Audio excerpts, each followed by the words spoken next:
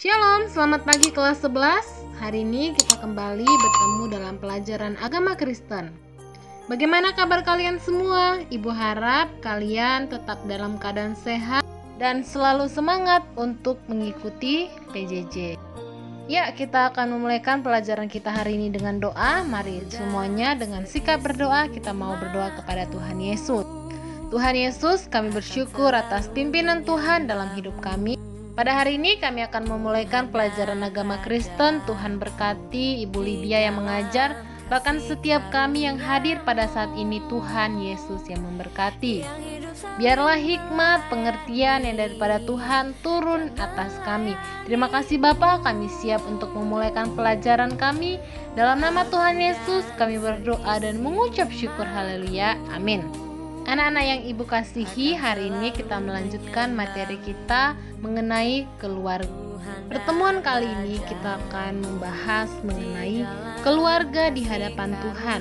Bagaimana seharusnya sikap keluarga Kristen yang berkenan sesuai dengan kehendak Tuhan.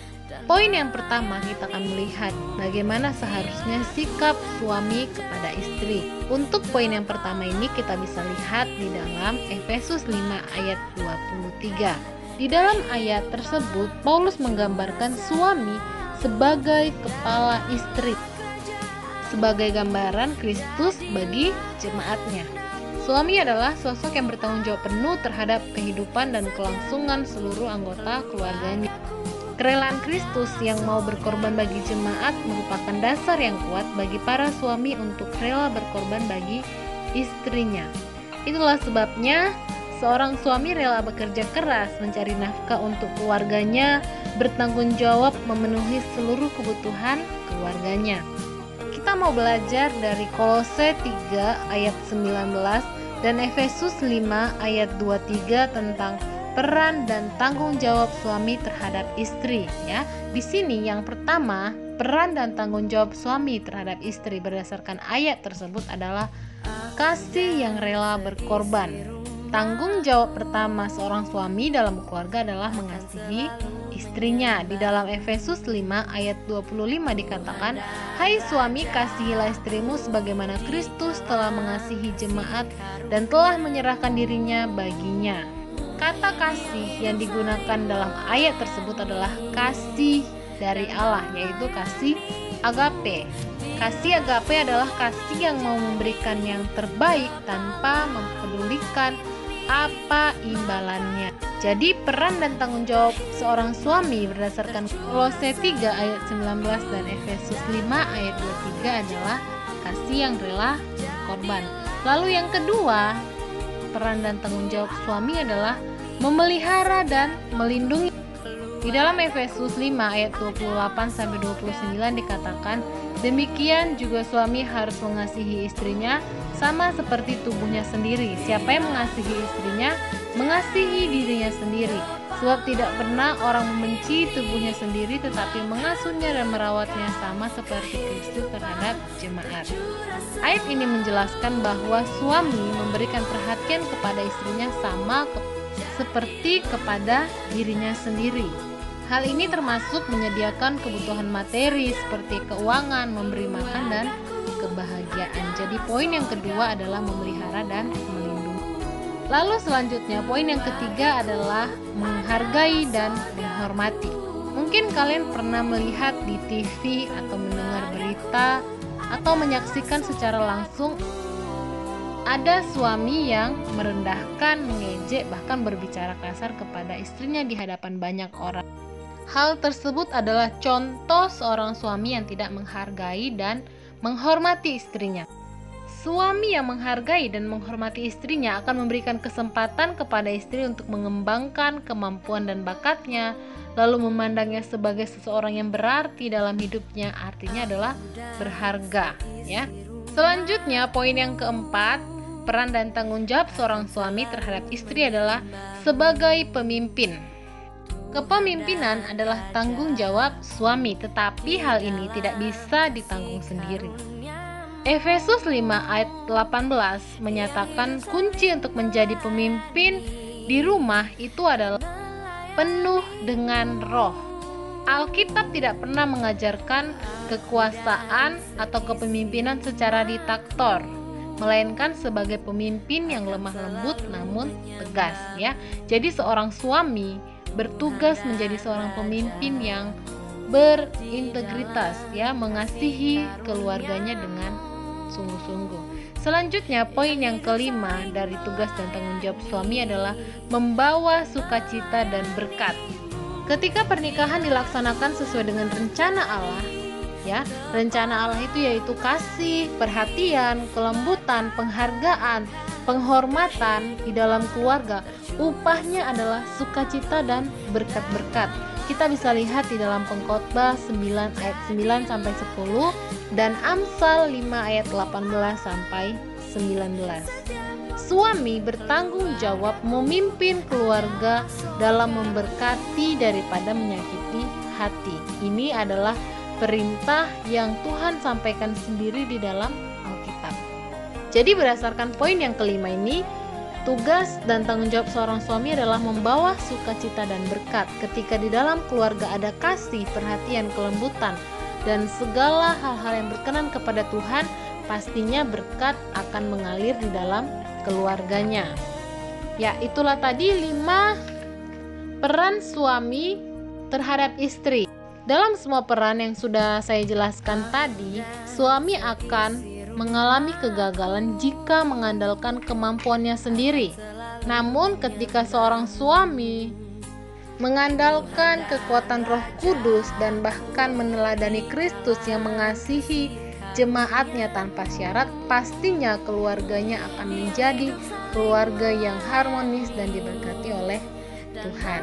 Selanjutnya kita mau melihat apa seharusnya sikap seorang istri terhadap suami. Tadi poin pertama kita sudah membahas bagaimana sikap atau tanggung jawab seorang suami terhadap istri. Sekarang kita mau melihat bagaimana seharusnya sikap seorang istri kepada suami. Di dalam Efesus 5 ayat 22 dikatakan seorang istri harus tunduk kepada suami.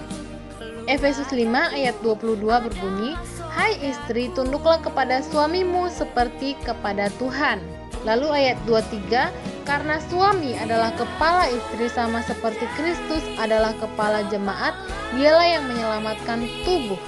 Lalu ayat ke-24, "Karena sebagaimana jemaat tunduk kepada Kristus, demikian jugalah istri kepada suami dalam segala sesuatu."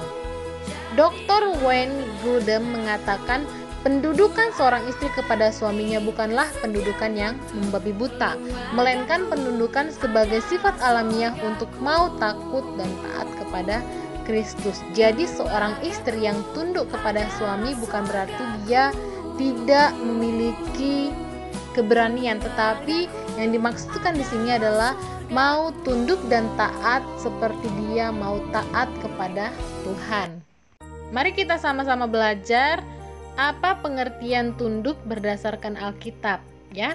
Menurut Alkitab, apakah pengertian tunduk itu? Yang pertama, tunduk kepada Allah, bukan penundukan yang karena paksaan, melainkan tindakan spiritual. Ini bukan hal yang mudah atau sepele, karena memang sejatinya manusia adalah pribadi yang suka memberontak. Bahkan penyebab manusia pertama yaitu Adam dan Hawa jatuh ke dalam dosa itu adalah karena kecenderungan manusia ingin berkuasa dan menentukan keinginannya sendiri. Jadi poin pertama, arti kata tunduk pada Allah adalah bukan karena rasa takut, melainkan karena menghormati dan mau taat kepada Allah. Selanjutnya arti kata tunduk menurut Alkitab yang kedua adalah tunduk kepada suami. Tunduk kepada suami bukan berarti istri menjadi mengabaikan atau meniadakan keterampilan yang dia miliki. Konsep tunduk ini sudah dimulai oleh Sarah terhadap Abraham yang memanggil suaminya dengan sebutan Tuan. Sikap seorang istri yang menundukkan diri kepada Kristus sebagai pusat kehidupannya akan menumbuhkan sikap penundukan diri kepada suaminya. Bahkan dalam 1 Petrus 3 ayat 1 sampai 6, Petrus mengingatkan kepada para istri untuk menghormati suaminya sekalipun suaminya tidak layak menerimanya. Petrus menekankan agar istri menghargai dan tunduk kepada suami mereka walaupun suami mereka tidak taat kepada firman. Justru melalui ketundukan mereka, suaminya akan melihat atau semakin tergerak untuk mau melakukan firman. Lalu selanjutnya kata tunduk, arti dalam Alkitab yang ketiga adalah tunduk sebagai kesetiaan kepada Kristus. Perempuan yang sudah menikah itu memiliki status sebagai istri, tapi juga dia tetap hamba Allah. Tunduk kepada suami adalah tunduk dalam kesetiaan kepada Kristus. Oleh sebab itu, istri boleh atau dapat menolak ajakan atau perintah suami yang bertentangan dengan firman Tuhan atau bahkan merusak kesetiaannya kepada Kristus karena mengutamakan Kristus daripada memenuhi kedagingan daripada dirinya dan suaminya. Ini adalah bentuk bukti seseorang yang tunduk sebagai kesetiaannya kepada Kristus. Jadi pengertian tunduk di dalam Alkitab itu ada 3. Yang pertama tunduk kepada Allah, tunduk kepada suami, dan tunduk kepada kesetiaannya kepada Kristus. Kita sudah melihat bagaimana sikap seorang suami, sikap seorang istri, dan sekarang kita akan mau belajar anak adalah karunia. Dalam Efesus 6 ayat 1-3 dan Kolose 3 ayat 20, Paulus jelas menegaskan bahwa anak-anak wajib menghormati dan menaati orang tuanya. Hal ini berhubungan langsung dengan janji akan kehidupan yang berbahagia dan panjang umur di bumi. Dalam Kolose 3 ayat 20 di situ dikatakan, taatilah orang tuamu dalam segala hal karena itulah yang indah. Hal ini menggambarkan ketaatan total seorang anak kepada orang tua mereka. Mengapa? Karena kata taatilah dalam bahasa Yunani yang digunakan dalam kalimat Kolose 3:20 itu adalah berasal dari kata ipakoete yang berarti menaati, mendengarkan dengan penuh perhatian, memenuhi suatu perintah yaitu pekerjaan atau perbuatan yang sedang dilakukan atau dilaksanakan secara berulang-ulang pada waktu sekarang. Dari ayat tersebut, Paulus memerintahkan setiap anak taat kepada orang tuanya. Seorang anak harus mendengarkan dengan penuh perhatian dan melakukan apa yang dikatakan oleh orang tuanya dengan penuh perhatian, dengan taat, dan dilakukan secara berulang-ulang. Ketaatan seorang anak kepada orang tua juga harus dilakukan dalam segala hal. Kata dalam segala hal dari Kolose 3 ayat 20 itu menggunakan kata Yunani kata panta yang terdiri dari 2 kata, yaitu kata berarti bawah dan panta berarti semua, setiap atau seluruh. Dalam segala hal adalah ukuran ketaatan seorang anak kepada orang tuanya. Itu berarti bahwa tidak ada alasan bagi seorang anak untuk menaati hanya sebagian dari apa yang diperintahkan orang tua, tetapi harus melakukannya secara keseluruhan. Kalimat selanjutnya yang kita mau bahas di sini adalah karena itulah yang indah. Kata karena itulah yang indah dalam Kolose yang sudah saya bacakan tadi itu memiliki arti menyenangkan Tuhan. Jadi anak-anak yang taat kepada orang tua dalam segala hal adalah hal yang indah, bukan hanya menyenangkan hati orang tuanya tetapi juga menyenangkan Tuhan. Itulah tadi yang harus dipahami oleh setiap anak di dalam keluarga. Selanjutnya kita mau belajar mengenai pribadi milik Allah. Setiap pribadi di dalam keluarga adalah milik Allah. Memang setiap orang di dalam keluarga itu memiliki tanggung jawab dan fungsi masing-masing dengan kedudukannya. Ada yang sebagai suami, istri, ataupun anak. Tetapi pada dasarnya setiap orang memiliki kedudukan yang sama di hadapan Tuhan Allah kita. Tidak ada yang lebih tinggi daripada yang lain, tidak ada yang lebih berkuasa daripada yang lain di hadapan Tuhan. Setiap keluarga adalah milik Allah dan setiap orang yang berada di dalam keluarga adalah milik Allah. Oleh sebab itu, semua tugas dan tanggung jawab di dalam keluarga harus dipenuhi dan dilaksanakan sebagai tanggung jawab kepada Allah. Suami tidak berhak menyakiti istri, istri tidak berhak mengkhianati suami, demikian juga anak tidak dapat menuntut berlebihan kepada orang tua atas apa yang belum sanggup mereka penuhi karena keadaan tertentu, misalnya dalam hal keadaan ekonomi. Sebaliknya, ayah dan ibu harus berhati-hati dalam mendidik dan meladankan perilaku kepada anak, agar anak tidak tersakiti hatinya. Setiap pribadi dapat memenuhi kewajibannya tanpa menyakiti pribadi lain apabila semua melakukannya sebagai wujud tanggung jawab kepada Allah dan hidup dalam takut akan Tuhan. Ya, itulah tadi pembahasan kita pada hari ini. Bagaimana seharusnya sikap keluarga di hadapan Tuhan, baik sikap seorang suami, sikap seorang istri, bahkan sikap seorang anak. Materi kita selesai. Ibu harap kalian boleh memahaminya dengan baik dan bahkan melakukan apa yang sudah kita pelajari pada hari ini, yaitu menjadi seorang anak yang taat kepada orang tua dan juga Tuhan. Untuk tugas hari ini, Ibu akan memberikan penugasan kepada kalian membuat esai dengan judul Keluargaku Hartaku.